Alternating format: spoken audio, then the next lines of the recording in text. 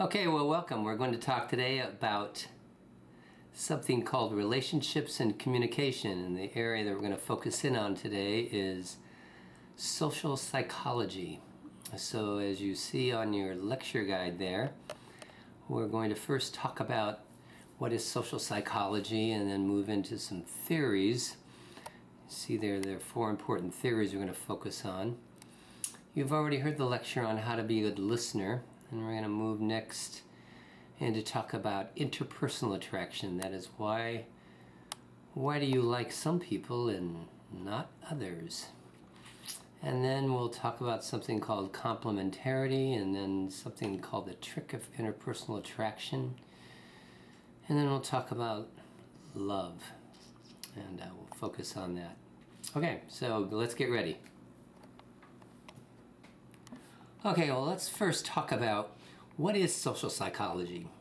As you can see there, it says it studies the interaction between groups and individuals. That is, how might an individual influence a group? Such as, what makes a good leader? Think of the people in your life, teachers, parents, coaches, people in the church maybe, people in your gang that friends who are good leaders. So what makes a good leader? And then how might a group influence an individual? Such as, why do people conform? Why do they succumb to what's called social pressure? So then let's take a look next then at what are some topics that social psychologists study. So we're going to take a look at each of these for a moment. We're going to talk about leadership and conformity and obedience and something called bystander apathy. And social psychologists are also interested in something called attitude formation. And then interpersonal attraction, and then something called health psychology.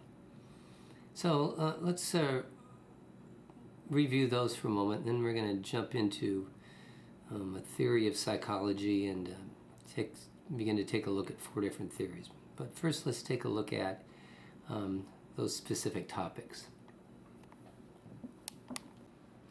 Well, welcome. So here we go. What topics do social psychologists study? So one of them I mentioned is leadership. Think of the people in your life right now who you consider to be good leaders. What are those characteristics of a good leader? Is how many of you had a good coach, for example, who really motivated you to do the best that you could do? Or how many of you had a teacher who really inspired you to do what you wanted to do? So social psychologists are very interested in that. How many of you have, for example, how many of you had a good boss who motivated you? Or maybe you had one who wasn't very good. And then conformity. As Americans, we don't like conformity very much. We don't like to think of the idea that we're just going to follow along with the crowd and, do what other people do just because they do it. But on the other hand, sometimes it's a good thing. It's a good thing that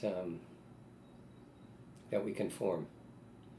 For example, some of you may have heard of a guy called the Naked Guy. This guy went to college about 20 years ago at a place called the University of California at Berkeley. I have a friend who calls the city Berkeley rather than Berkeley. And this guy went to class every day wearing his sandals and his backpack. That's it. Had a little towel that he put down before he sat down. But basically that was it. And for the first couple months of school, he went to class naked. Certainly non-conforming. And after a couple months, the city council of Berkeley decided that they better change that law because there was no law against public nudity. And so they changed the law, and our friend had to put his clothes on. But, I'm happy to report it that in 40 years of teaching, not one student has ever come to class naked. And that's a good thing. Can you imagine how disruptive that would be? And for those of you thinking about 1-point bonuses, don't even go there. All right, so conformity. Another aspect and a topic that social psychologists are interested in is obedience. That is, under what conditions would we obey someone? Again, it's sort of like conformity. We don't like the idea of obeying. I know when we're growing up we have to obey our parents and, obey the police or whatever, but for the most part, the whole idea of obedience just doesn't sound good. You're going to read in your book, if you haven't already, about a psychologist named Stanley Milgram who put together what he considered to be an obedience study to see under what conditions would people continue to shock somebody, or at least believe that they were shocking someone. So you're going to read about that in your book and ask the question to yourself, what if someone told you to shock someone in another room? Here you are sitting here, and every time they got a question wrong, you'd hit this button that would cause them some shock to their body. Would you do it? Would you do it if it was part of an experiment? Would you do it if you started to hear the guy in the other room begin to protest? And for most people, it's like, no, I wouldn't do that. Well, you'll read about the study and find out what Milgram found. Another area that is of interest to social psychologists is called bystander apathy. Now, does anyone know what apathy means? Or do you really care? Yeah, it's called the bystander effect, and the question becomes, under what conditions will people get involved? If someone needs help and they call out for help, what are factors that will influence whether they ultimately will get that help or not? So social psychologists began studying this phenomenon almost about 50 years ago now, and began to accumulate those factors to see what it was that would result in someone finally helping out. A fifth area is attitude formation. Now, a question comes up, how have you formulated your attitudes about things? What is your attitude toward education, toward capital punishment, toward abortion, toward contraception, toward Republicans, toward Democrats, and so on? Where did you get those attitudes? And more importantly, is there anything that we could do to get you to change your attitude? Think what you feel right now about capital punishment, about the death penalty. Should we always have it? Have it for everybody? Whatever your feelings are about that. Is there something we could do to you, or convince you, or maybe find a way to get into your brain and change your attitude toward it? Well, we'll talk about that later. Next area is interpersonal attraction, which we're going to be talking about. That is, what are factors that contribute to why people like some people and why we don't like other people? We'll take a look at those contributing factors. And then another area, an area of special interest to me, is health psychology. I got my PhD at Peabody College at Vanderbilt University in social psychology, so I got to study all these fun areas, but my minor was in health psychology. So what does that refer to? It refers to the decisions that people make about their health. That is, what do you do to take care of yourself, or what have you not done in which you neglect your health? For example, do you wear a seatbelt 100% of the time? Do you eat a healthy diet? How often do you exercise? Do you get enough sleep? What does it take for you to step into something called a sick role? As some of you experienced last week, it took me a while to step into the sick role and admit that I was sick. And we know there's some interesting research on that. That is that there's a group out there that takes longer to step into the sick role. And we have a name for these people. and these people are called men. And that may be a factor that contributes to why women live longer, is that they do not have as much of hesitation to admit that they're sick, to go to the doctor. Now, one factor that may be related to that is the fact that because women menstruate, they're more in touch with their bodies and, may notice more subtle changes that may alert them to the fact that something may be going on. But they did a study years ago. They went into a doctor's office and they timed how long doctors spent with their male patients versus their female patients. And what they found was that, on the average, doctors spent much longer with their male patients. It didn't matter whether the doctor was a male or female. Male patients were spent a longer period of time. Initially, it was thought, well, must be a sexist finding. But when they looked into it in more detail, what they realized was that doctors were spending more time because their male patients were sicker. That is, it took them a longer period of time to finally get to the doctor's office. So, health psychologists are interested in those kinds of decisions that we make about ourselves. And, what can we do to, wake people up to the fact that they do need help and that they do need to step up and maybe help someone help them out. So there they are, 7 areas topics that we might see social psychologists interested in studying.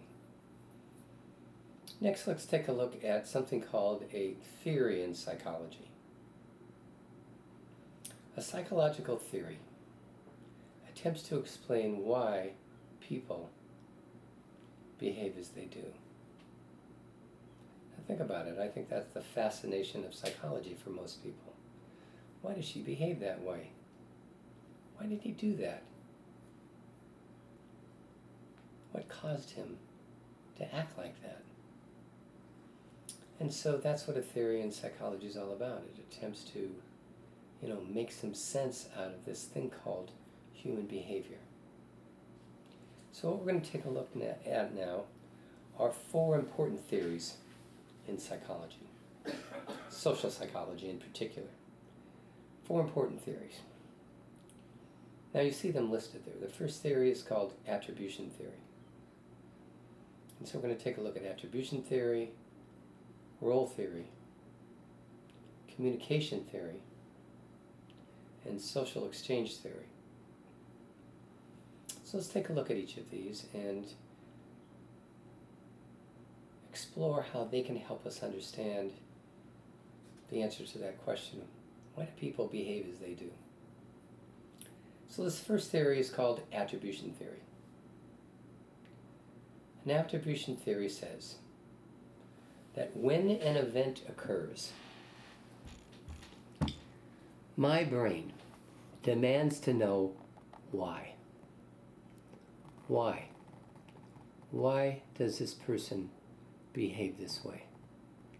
Now as you're looking at this, you're saying to yourself, whether you like it or not, why is he putting that thing in front of his forehead?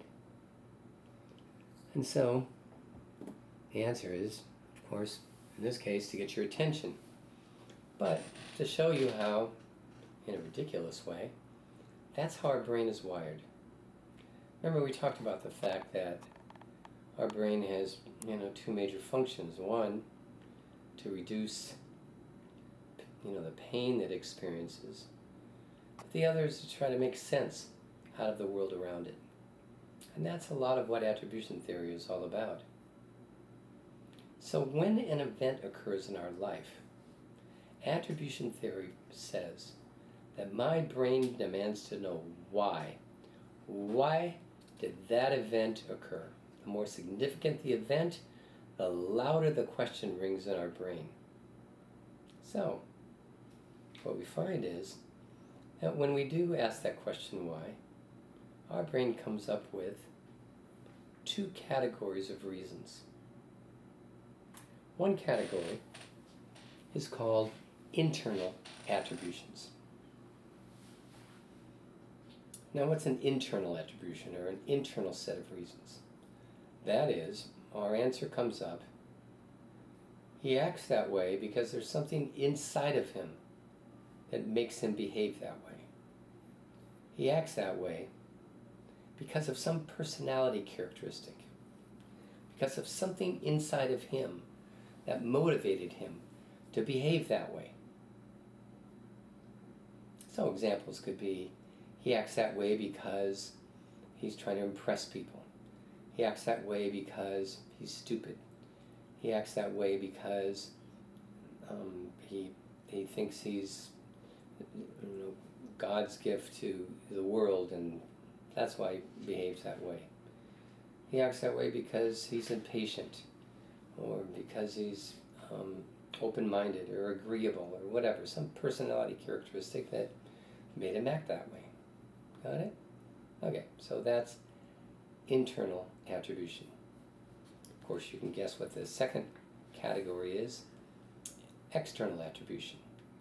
So in this case, the answer becomes, he acts that way because there's something outside of him that made him behave that way. Something in the environment, some situation that he's in that made him behave that way. All right, sorry about the phone. So anyway, external attributions, things outside of us that might influence us. You know, other people, the situation that we're in, the pressures that we have, something anyway that's out there. So there it is, attribution theory. Says, when an event occurs, my brain demands to know why. Comes up with one of two explanations, either an internal explanation or an external. So you go, well, so what's the big deal about this? Well, but there's another facet to this theory, and it's a mistake that our brain quite often makes. There's a name for this mistake that our brain makes, and it's called the fundamental attribution error. You can see it's kind of a big term here, fundamental attribution error. So what's going on here? Well, it's a mistake that we quite often make when situations arise in our life. So let's see if any of these apply to you. And let me give you an example first, and then we'll go through and understand how this works. Let's say you're driving down the freeway, of course at your normal speed, safe speed, and a car zips by you, going at least 100 miles an hour. Now what's interesting about this situation is that before we even realize that we have asked the question, I wonder why he's going so fast, we already have an answer to it. What we do is we say something like this: look at that idiot, or what a stupid driver, or I can't believe him, what a ridiculous way to drive on the freeway, how unsafe, right? So we already have an answer to the question, why? We know which category that we've used, if we really think about it. When we say, look at that idiot, well, where is idiocy? Well, of course, it's in here, right? It's internal. And so we need to understand that in this thing called the fundamental attribution error, when someone else does something wrong, we tend to ascribe it to some internal reason. He's an unsafe driver, he's an idiot, he's stupid, right? All of these are in here. Okay, so, all right, so we're halfway finished with this example, because now, let's say it's a few minutes later, an hour later, whatever, and you're driving down the freeway, except you're driving at 110 miles an hour. Let's just say that that's true. Why? Why would you be driving that fast? No, come on, you're driving at 110 miles an hour. Tell me the reason why you would be driving that fast. Now, I don't hear anyone saying, because I'm an idiot. No, what I hear is, I have a pregnant woman next to me. I have this emergency, or I'm late. I'm late. Where am I late? I'm late to my psychology class, right? That there's something happened, some emergency at home, and I got to get there right away, right? Wait a minute here. Seemed like something funny just happened here. Then when someone else did it, let's see, which category was that? Oh yeah, internal attribution. He's an idiot. But when I do the exact same thing, external attribution, right? There's some external reason that's making me behave the way I do. And so let's define this now. In fundamental attribution theory, when an event occurs, we ascribe internal reasons or attributions when someone else does something negative in this case. But when we do the same thing, then we ascribe it to some external reason. Got it? So, and there are millions of examples of fundamental attribution error. I had a student years ago who came up to me.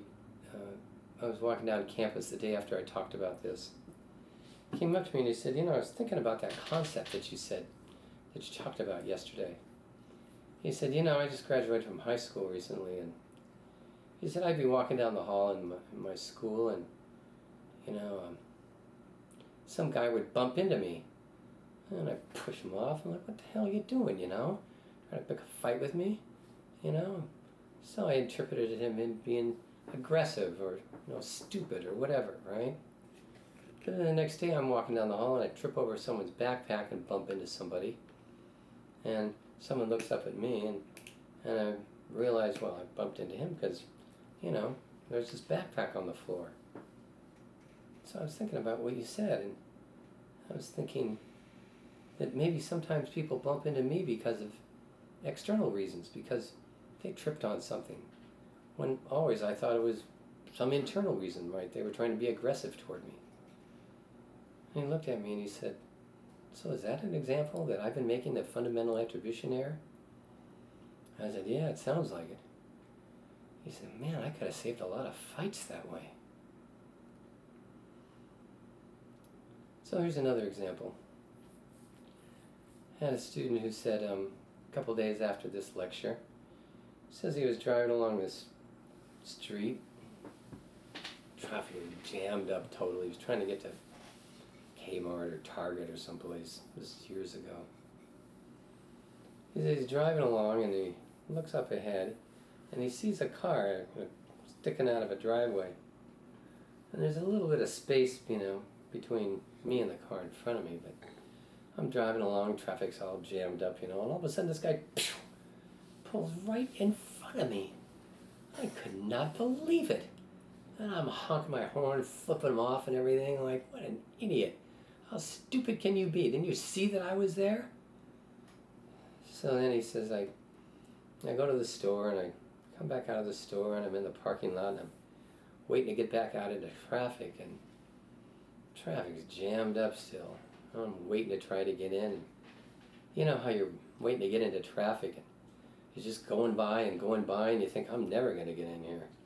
Then someone comes up behind you and then there's even more pressure, He says, so I'm waiting and pretty soon I see this little space, and so I pull in and get into space and I look into my rearview mirror, and what do I see? The guy behind me is yelling and screaming, flipping me off just like I'd flipped this guy off an hour before that. My student said, and I realized that here I was, the idiot that I'd accused the other guy of being just an hour before that. He says, that's a fundamental attribution error, isn't it? I said, absolutely. When he pulled in front of you, internal. When you pulled in front of somebody, it was external. I had to find a place, right? So there you go. three of many examples of this thing called fundamental attribution error. It's important for us to realize that's kind of how our brain is wired. And so I want you to think about the fact that, after you watch this lecture, at some point, you're going to get out in your car and you're going to be driving along and somebody's going to pull in front of you. And the question becomes, are you going to suddenly call this person an idiot? Or are you going to give them the benefit of the doubt? How many of you, for example, have accidentally ever pulled in front of somebody? And so I think that's our challenge as we go through the world trying to be this healthy person, which we've talked about already. And that is, can I give other people the benefit of the doubt and not fall into this thing called the fundamental attribution error? All right, in a moment then, we're going to take a look at another theory. This one's called role theory. So let's take a look at that and see what we have to say about that.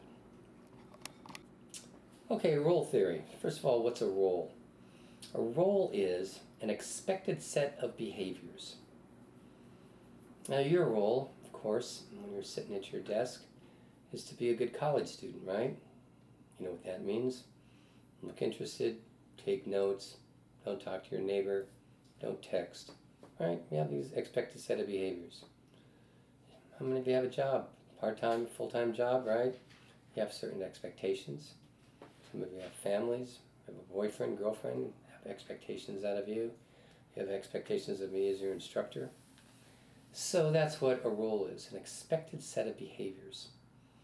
And the point here is, this theory, is to understand that as we move through the course of a day, we move from one role to the next. That is, we change roles. So as you finish up being a student each day, for some of you, you get on the bus, right? For others of you, you walk. For others of you, you get in your car. And for some of you, you become a maniac, right? You have a different set of expectations. Here you were this nice, quiet, polite student, and a few minutes later, here you are in the car, on the freeway, flipping people off, yelling and screaming because you have expectations about what it means to be a driver, right? So think about it for a moment. During the course of the day, what are the different roles you have?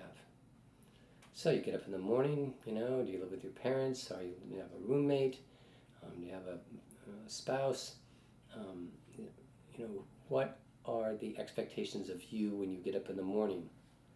Then you go to school. You have expectations of what it means to be a student. And maybe you hang out with your friends and they have certain expectations of you, certain expected behaviors that are of you. Then for those of you who go to work, right, we have certain things. I used to work in the grocery business, and I worked every day in as a cashier, trying to be nice to customers, saying things like, thank you, sir, have a nice day, go to, right, because the customer's always what, right? Always right. So, you have certain expectations there. And then, we have sometimes roles that end up in conflict with one another. So I want you to jot down the term role conflict. And so what's that? As the term implies, this is when two roles clash with one another. That you are expected on one hand to behave this way, and on the other hand to behave that way. Here's an example. Here you are at work, and a friend of yours at work begins to steal things.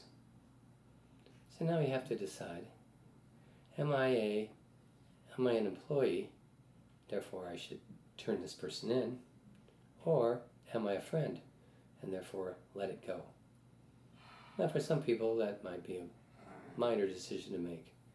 For other people that might be huge, I don't want to lose my job on one hand, and yet I don't want to lose my friendship on the other hand, right? So role conflict.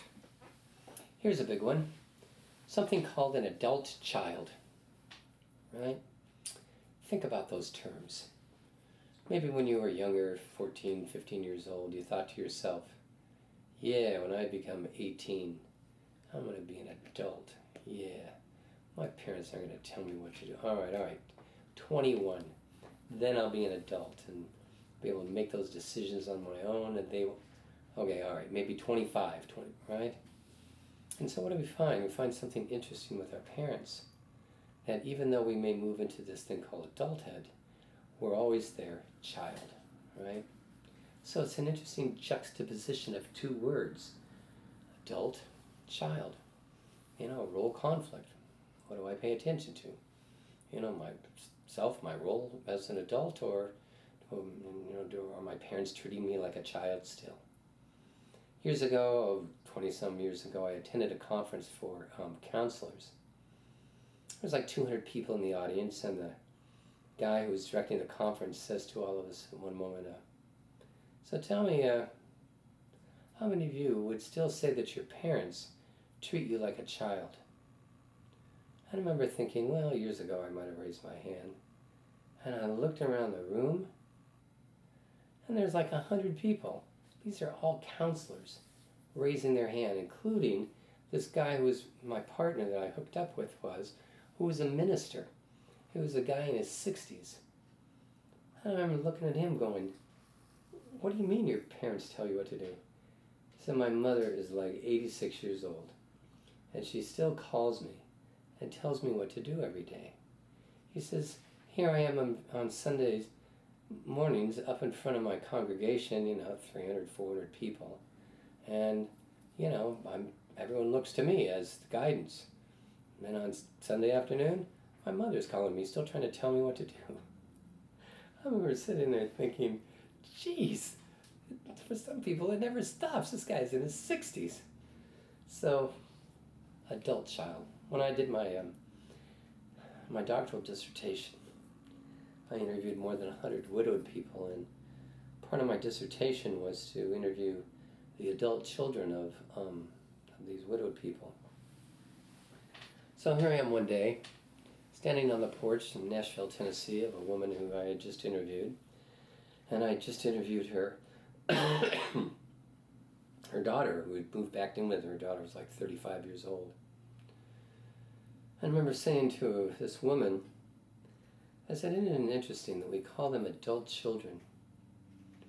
And this woman says to me in her beautiful southern Nashville drawl, she goes, well, down here, we call them big young'uns.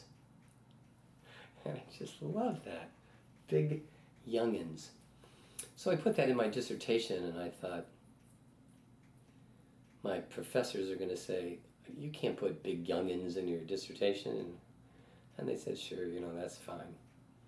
But I thought, what a nice, different term rather than adult child. But that is it.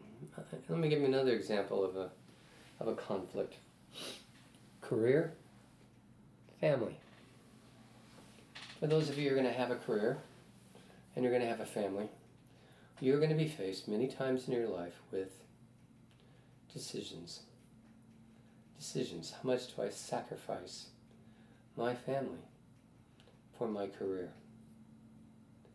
There were times when, in 1980, I was teaching at 5 different colleges. I was driving 900 miles a week. One of the places was at Centralia Community College. Talk about a sacrifice. Coming home late at night and barely seeing my kids for that 6-month period. Those were tough times, and each of us has to make those decisions. How much do I take this role over this role? So that's what I want you to know. Role theory, and in particular this thing called role conflict. Let's take a look next at the third one called communication theory. So some of you have taken a communications class, right? You might have noticed that in that class they probably even talk about psychology a little bit. Although they probably complain that we talk about communications in psychology class. But this is an area, of course, where psychology and communications overlap. And so what do we know here? We know that there are 3 It's a simplistic theory, but there are three parts to communication theory. There's a sender, right? Who sends a what? Yes, a message to a what? Yes, to a receiver.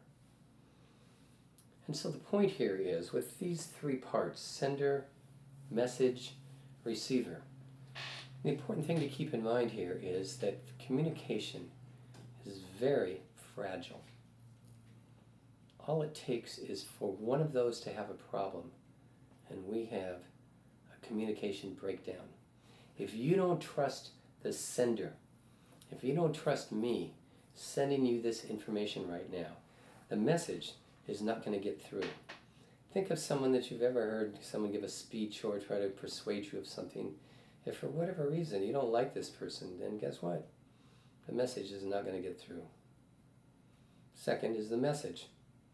If the message is garbled or unclear or somehow grates you in some way, some negative way, then that message isn't going to make it through. And so, therefore, at that point, communication can fall apart. Or the receiver. If you yourself have your own issues, we all have our frame of what? Yes, our frame of reference. And what do we know? Our frame of reference can get in the way of really receiving a message appropriately. If you're feeling ill, if if your emotions are getting in the way, if you're angry or whatever, if you're not really ready to hear a message, then guess what? That message is not going to get through. So here's what I want you to think about for a moment, because what I'm going to say next is very true, and that is that humans live to communicate. That is our job, to send messages, to receive messages. So here's what I want you to think about. I want you to jot this down. What if I woke tomorrow and found that I could not hear? That there was no way that any sound message could get through to you.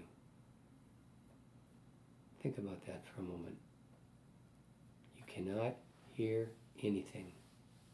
No music, no sound, nothing. And when you woke up tomorrow, you also found that you were blind, that you could see nothing. So here you are, sitting there. You can't hear and you can't see. And one more thing. You cannot feel. You have lost your sense of touch. Anyone touches you or you touch them, you won't feel it. So think about that. You wake up tomorrow, you can't hear, you can't see, you can't feel. Here's the question. What would you do? What would you do during the course of the day tomorrow? You would get up, maybe eat, and then what? And for many people, that's just devastating to think about. But I want you to really get it, because it tells us how critical communication is, and that we as humans are basically created to communicate, to take in information, and to send information. And so another way to think about this is something called your phone, right? And we have this thing called texting. Can you imagine years from now you're a grandparent and your grandson or your granddaughter finds your phone in your attic, says, "Hey Grandma, what's this?" And you go, "Oh, well, it's a phone." Phone? What does that do? You go, "Well, we used to go like this." The kid looks up at you and goes, "What's that?" Oh, we call it texting. What would you do that for? Well, it was a way to send messages from one person to another. That seems kind of silly, right? Someday that's what it'll be. They'll laugh at, how we communicate today. But I want you to think for a moment. How dependent are you on that phone? Could you, for example, not use it for several hours? How about a day? How about going 24 hours without your phone? Could you do that? Of course not. Why? Because you're dependent, you're addicted, you've got to keep in touch. If someone emails you, someone sends you a text, you've got to answer it, right? In a matter of seconds. But if you could you go for a day without it? Could you tell people ahead of time, I'm going offline for 24 hours, and then basically walk around each day without that as part of you? That's a communication question I have for you. Maybe I'll even give you a 1-point bonus for it. Alright, so what do we got so far? Attribution theory, role theory, communication theory. Let's take a look next at something called social exchange theory. Okay, social exchange theory. Let's take a look at what those words mean. Social meaning person, and then exchange meaning there's something I'm exchanging one thing for another. One thing for another. So, I'm looking at this theory in social psychology. What it refers to is the following. It's a theory that attempts to explain whether a person would stay in a relationship or not. And so it goes like this. A person will stay in a relationship as long as the benefits of that relationship exceed the costs. Some people have called this an economic theory, because we talk about costs and benefits in economics. Some of you have had a course in economics, right? And so it says, yes, I'll stay in this relationship as long as I get enough benefits and it exceeds the costs, right?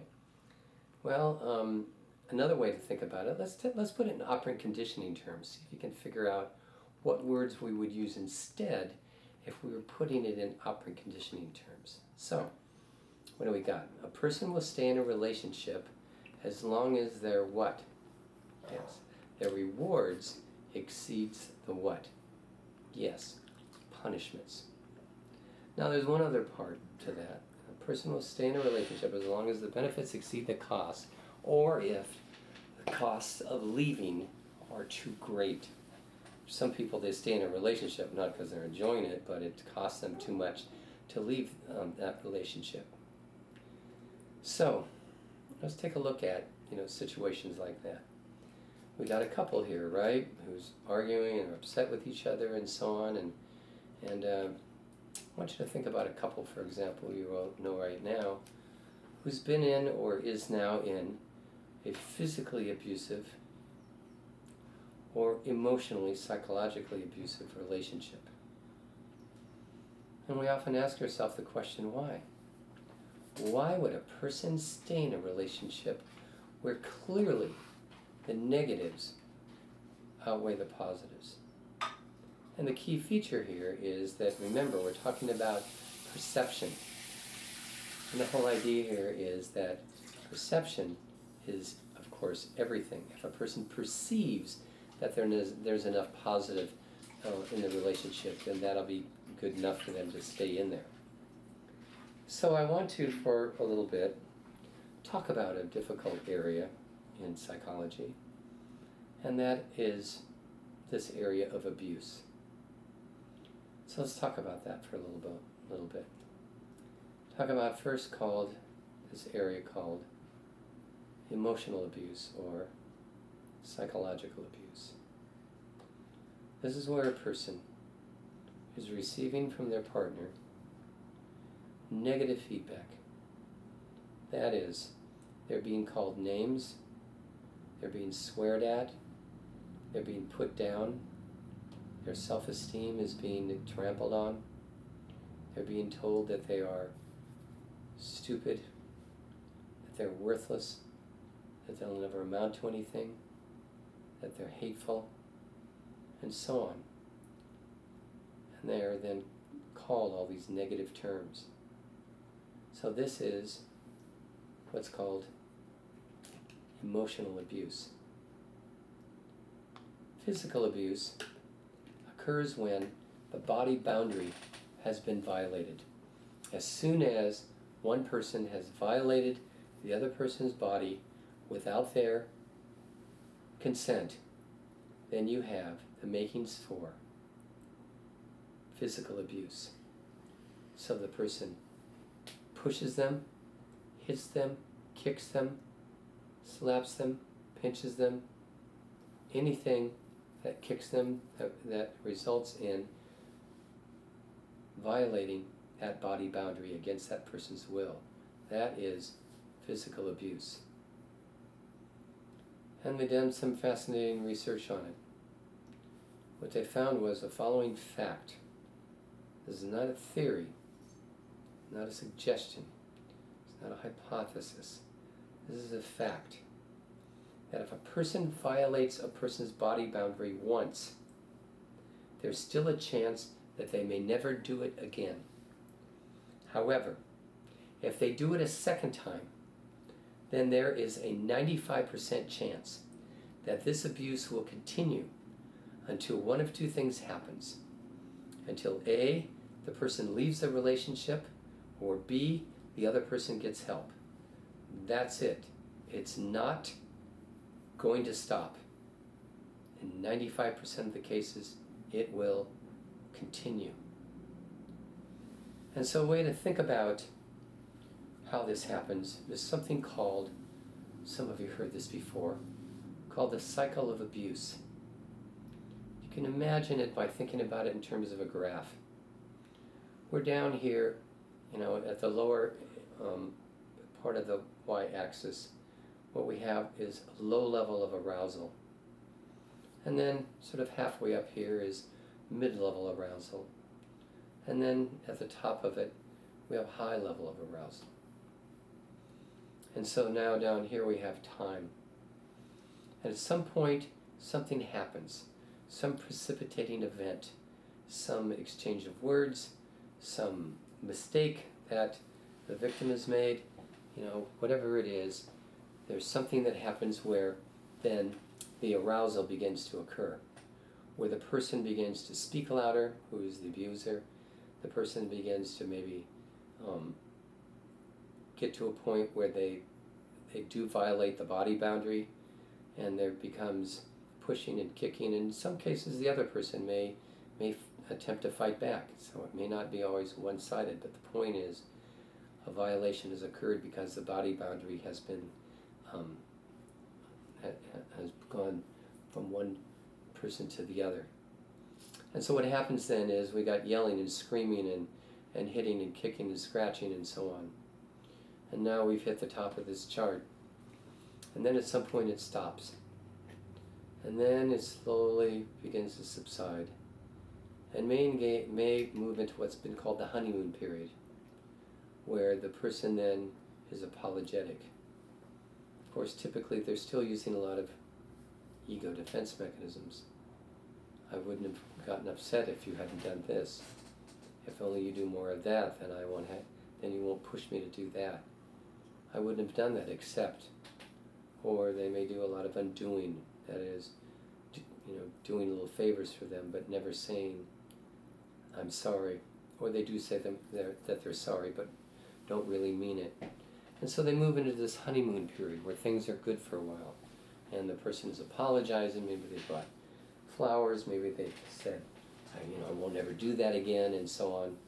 But as time goes on, they begin to realize that, especially the recipient of this begins to realize that they're trying to tiptoe around this person, that they don't want to say the wrong thing, do the wrong thing, and so on. And so a period of time goes by where things are neutral for a while, and then the tension begins to build up, and it goes into another period of yelling and screaming, and then another period of honeymoon, and another period of quiescence for a while. And so what we find happening is that this cycle continues, in some cases for months and years. And so what we need to understand is that people do not then easily escape from this situation. Then you and I come along, and we hear the victim side of the story, and we say to this person, I have one word for you: leave. But what you get from that other person is, well, I still love them, or I'm still trying to make this work, or I'm too afraid to leave. And you have to go back to social exchange theory, which says this person perceives that there are enough benefits. They perceive that the risks of leaving may be too great. And that's all it takes, is for them to continue to stay. And I want you to think about, how many of you know someone who's either now or in the past been in a situation like that, and how frustrating it is. So there it is, the cycle of abuse, and the idea that social exchange theory can help us gain some insight into why people stay despite all the pain that they're going through. Now there's one more thing I want to say before I move on out of these four theories. And this is something that I can consider it a law in human relations. And it goes like this. How many of you have been in this situation before? A friend of yours has been in a bad relationship, at least you consider it bad. And ultimately one day your friend contacts you and says, that's it, it's over. I've broken up with this person.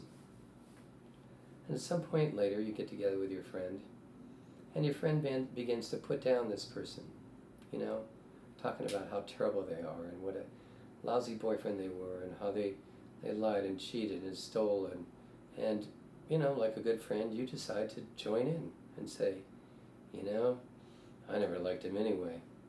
He would always look at me kind of weird, or I never liked his nose, or he was just this weird person, and man, I'm glad you split up with him, and man, he was the worst person in the world, and I couldn't believe that you would stay with him so long, and he's a rut.